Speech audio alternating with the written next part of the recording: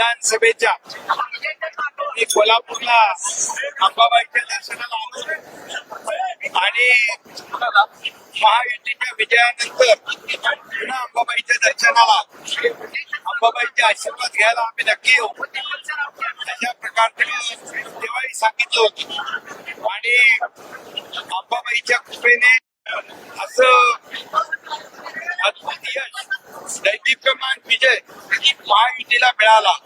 अंबाबाईच्या कृपेने आशीर्वादाने महाराष्ट्रातल्या तमाम थांबलेले प्रकल्प, बंद पाडलेले प्रकल्प, स्टे घातलेले प्रकल्प सगळे सुरू केले आणि त्याचबरोबर लोकाभिमुख कल्याणकारी योजना देखील सुरू केल्या. म्हणजे एकीकडे विकास आणि दुसरीकडे कल्याणकारी योजना अशी सांगड घातली आणि या सर्वसामान्य महाराष्ट्रातल्या जनतेच्या जीवनामध्ये बदल घडवण्यासाठी अनेक निर्णय घेतले आणि त्यामुळे जी महायुती प्रचंड मोठ्या विजयाने या ठिकाणी पुन्हा स्थापित झाली आणि म्हणून कोल्हापूर वासियांनी देखील महायुतीला प्रचंड असा विजय दिला. महायुतीचे सर्व आमदार निवडून आणले आणि म्हणून महायुतीला विजय अंबाबाईच्या आशीर्वादाने फक्त कोल्हापूर महाराष्ट्रात मिळाला. म्हणून अंबाबाईचं दर्शन घेण्यासाठी आणि अंबाबाईचे आभार मानण्यासाठी या ठिकाणी लाडकी बहीण योजनेवर 30 लाख जास्त अपात्र लाडक्या बहिणी ज्या पात्र लाडक्या बहिणी आहेत, बिलकुल पात्र लाडक्या बहिणीची योजना कायम असे सुरू राहणार, त्यामुळे कुठेही खड्डा पडणार नाही. भाईला इकडं यश दिलं असं सांगते, मात्र दुसरीकडे काँग्रेस आघाडी त्या ठिकाणी निवडणुकीवरती आखली आज देखील आंदोलन अनेक ठिकाणी झाले. कोल्हापुरात देखील जेव्हा त्यांना विजय मिळतो तेव्हा ईव्हीएम चांगलं असतं, त्यांना विजय मिळतो त्याला निवडणूक आयोग चांगला असतं, त्या ज्यांना विजय जेव्हा मिळतो तेव्हा हायकोर्ट सुप्रीम कोर्ट देखील चांगलं असतं. पण जेव्हा पराभूत होतात तेव्हा ईव्हीएम खराब, ईव्हीएम मध्ये दोष, याद्यांमध्ये दोष, निवडणूक आयोगावर आरोप आणि आमच्यावर आरोप. दुसरा त्यांना काय धंदा उरलेला आहे? त्यांना आता काय काम उरलंय का? जो विधानसभेचा विरोधी पक्ष नेता मिळवण्यासाठी जेवढे आमदार लागतात तेवढे आमदार देखील ते मिळवू शकले नाही. यावरून महाराष्ट्रातल्या जनतेने त्यांची जागा दाखवून दिलेली आहे आणि या महायुतीच्या फील्डवर काम करणाऱ्या सर्व शिलेदारांना विजयी केलेला आहे. घरी बसणाऱ्यांना कायमचं घरी बसवलेलं आहे. पाटलांनी आजपासून पुन्हा एकदा उपोषण केलेलं आहे. मराठ्यांना आरक्षण मिळालं पाहिजे. खरं म्हणजे मराठा समाजाच्या बाबतीमध्ये सरकारची भूमिका अगदी पहिल्या दिवसापासून जी होती आजही आहे त्याही. महायुतीच्या काळामध्ये मराठा समाजासाठी एवढ्या योजना आम्ही सुरू केल्या.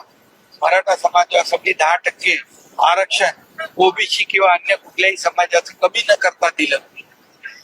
विशेष अधिवेशन दिलं आणि देवेंद्रजी जेव्हा मुख्यमंत्री होते तेव्हा देखील त्यावेळेस त्यांनी निर्णय घेतला होता. मी मुख्यमंत्री असताना देवेंद्रजी अजितदादा सर्वांनी मिळून 10% आरक्षण मराठा समाजाला देण्याचा निर्णय घेतला आणि म्हणून या ठिकाणी आज त्यांच्या आम्ही दिलेलं आरक्षण महाविकास आघाडी टिकवू शकली नाही, हे त्यांचं दुर्दैव आहे आणि म्हणून आम्ही मराठा समाजाच्या बरोबर आहोत. कायम त्यांच्या ज्या योजना आहेत त्या योजना कायम सुरू राहतील आणि जे 10% आरक्षण त्यांना मिळालंय त्या देखील आरक्षणावर रद्द करावं म्हणून महाविकास आघाडीतलेच काही लोक कोर्टात गेले, हे दुर्दैव आहे आणि म्हणून दिलेलं आरक्षण टिकलं पाहिजे आणि ओबीसी समाजाच्या किंबहुना इतर समाजाचं कुणाचंही आम्ही पहिल्यापासून आमची भूमिका ठाम आहे. मराठा समाजाला आरक्षण देताना, मराठा समाजाला योजनांचा लाभ देताना, मराठा समाजाचा उत्कर्ष प्रगती करत असताना इतर कुठल्याही समाजावर अक्षय शिंदे बलात्कार केले नाही, त्यांचा एन्काउंटर केलाय बलात्कारांना वाचवण्यासाठी, अशी जितेंद्र आव्हाडांनी टीका केली. त्या बाबतीमध्ये तो विभाग तपास करतो. न्यायालय प्रक्रिया सुरू आहे, न्यायप्रविष्ट बाब आहे, त्यामुळे मी त्याच्यावर केल्यानंतर एसटी तोट्यात आली असा दावा केला होता. मात्र आता एसटी तोट्यात आली असं सांगून दरवाढ केली. आता तुम्ही बघा की जी काही दरवाढ किती वर्षानंतर शेवटी एसटी मध्ये कुणाला प्रवास करायचा आहे? सर्वसामान्य आणि म्हणून एसटीला देखील प्रवास करणाऱ्या प्रवाशांना चांगल्या सुविधा मिळायला पाहिजे ही भूमिका सरकारची आहे. कुठल्याही प्रकारचं सर्वसामान्यांना अन्याय होईल त्याचं कुठलंही काम सरकार